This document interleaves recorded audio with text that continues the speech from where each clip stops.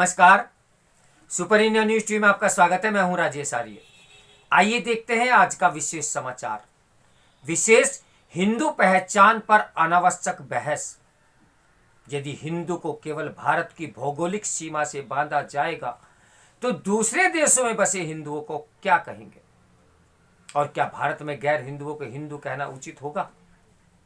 हाल में कर्नाटक कांग्रेस के एक नेता ने हिंदू शब्द को भयानक बताकर विवाद खड़ा कर दिया। चौतरफा गिर जाने के बाद उन्होंने माफी मांग ली, लेकिन यह पहली बार नहीं जब हिंदू शब्द को लेकर ऐसा किया गया हो। यह काम रह रहकर होता रहता है। तमाम हिंदू यूरोपीय देशों, अमेरिका, कनाडा, ऑस्ट्रेलिया और विविध अफ्रीकी एशियाई देशों के नागरिक हैं, किंतु वे स्वयं को हिंदू कहते हैं। उन्हें देशों की सरकारें और समाज भी उन्हें हिंदू मानते हैं। ऐसे में यदि हिंदू को केवल भारत की भौगोलिक सीमा से बांधा जाएगा तो दूसरे देशों में बसे हिंदुओं को क्या कहेंगे?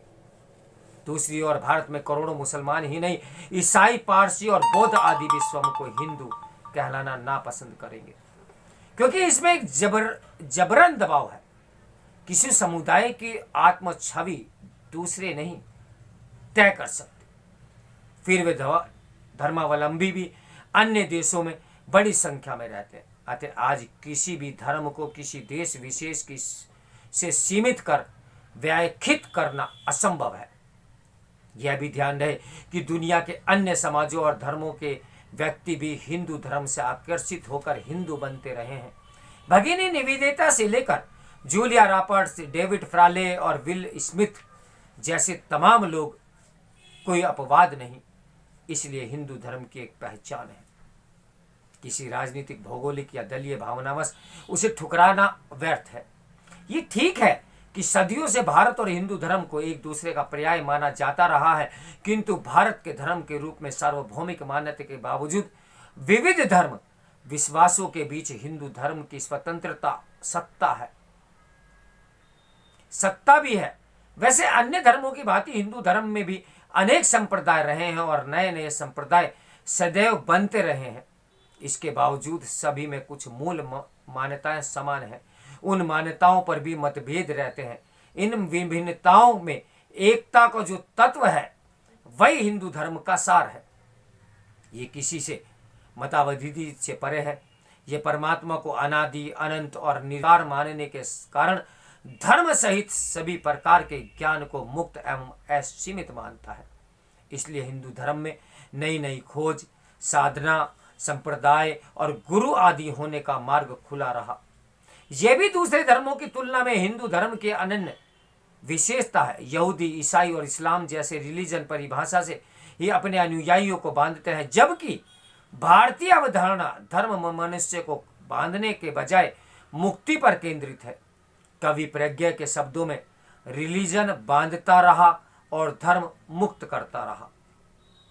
1000 वर्ष पहले भारत में रहने वाले सभी लोगों को हिंदू कहना सही था। वस्तुतः हमें यह हिंदू नाम ही विदेशियों ने दिया, जबकि वेदों, शास्त्रों और पुराणों आदि में यह शब्द नहीं मिलता। केवल धर्म कहने से ही संपूर्ण संज्ञा हो जाती है, किंतु विदेशियों ने भारतीय समाज को हिंदू कहकर केवल किसी भूगोल का संकेत नहीं किया था। इसका अर्थ वह है कि विभिन्न यानी भिन्न धर्म, परंपरा, विश्वास भी था, जो ईसाई और इस्लाम से मूलतः भिन्न है। हिंदू शब्द का शास्त्रीय अर्थ यही है जो आज भी सही है, यानी भारत के परंपरागत धर्मावलंबी जो ईसाई या मुस्लिम नहीं है। कालांतर में इस्लामी आक्रमणों के बाद यहाँ मुस्लिम जनसंख्या बची। फिर यूरोपीय आक्रमणों और मिशनरी कुचक्रों से ईसाई जनसंख्या भी हो गई। ऐसी स्थिति में आज सभी भारतीयों को हिंदू कहना एक मताग्रह भरा है। यह न केवल वास्तविकता को झुठलाता है, बल्कि हिंदू समाज के हितों के भी विरुद्ध है। सरकार ही यहाँ 20% से अधिक लोगों को गैर हिंदू बताती है। उन्हें अल्पसंख्यक कहकर ऐसी सुविधाएं और अधिकार दिए गए जो हिंदुओं को भी नहीं है। हिंदू अपने मंदिर और शिक्षण संस्थान उसी स्वतंत्रता से चलाने के अधिकार से वंचित हैं जो ईसाई और मुसलमानों को मिले हुए हैं। वोट बैंक लालसा में यह चलन बढ़ता चला गया बढ़ता चला गया। ऐसे में सभी भारतीयों को हिंदू कहने से उस गंभीर वंचना पर पर्दा पड़ जाता है जो हिंदू समाज झेल रहा है। ये चोट तब और सालती है जब अनेक प्रभावशाली गुट यहाँ हिंदुओं को ही फासिस्ट और सांप्रदायिक आदि कहकर देश विदेश में बदनाम करते हैं। ये उल्टा चोर कोतवाल को डांटे वाली कहावत चरितार्थ करते हैं जैसा ही है, जबकि ठोस पैमानों पर कभी आकलन नहीं होता कि राजनीतिक, शैक्षणिक और कानूनी मानकों पर भारत में हिंदुओं की स्थिति ईसाई और मुसलमानों की तुलना में वैसी है कैसी है। दशकों से हिंसा, आतंक और विस्थापन आदि के शिकार लोगों के आंकड़े क्या निष्कर्ष दर्शाते हैं। अब यह स्पष्ट है कि यहाँ हिंदुओं और गैर हिंदुओं के बीच ठोस अंतर एवं भेदभाव पर सपाट पर्दा डालकर सबको हिंदू कहना भ्रामक और हानिकारक है। मुसलमानों और ईसाइयों द्वारा इसका विरोध भी होता है। वास्तव में यह हिंदू समाज पर दोहरा अन्याय है। इससे देश की हानि ही होगी, क्योंकि बहुसंख्यक लोगों को कानूनी, सांस्कृतिक और राजनीतिक रूप से दूसरे दर्जे का नागरिक बनाए रखना कभी हितकारी नहीं होता।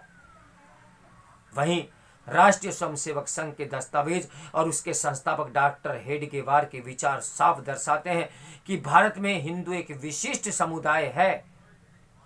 खिलाफत आंदोलन के दौरान देश में हिंदू संघार के बाद सुरक्षा की दृष्टि से ही संघ का निर्माण हुआ था। हेडगेवार ने मुसलमानों और ईसाइयों को विजातीय माना था।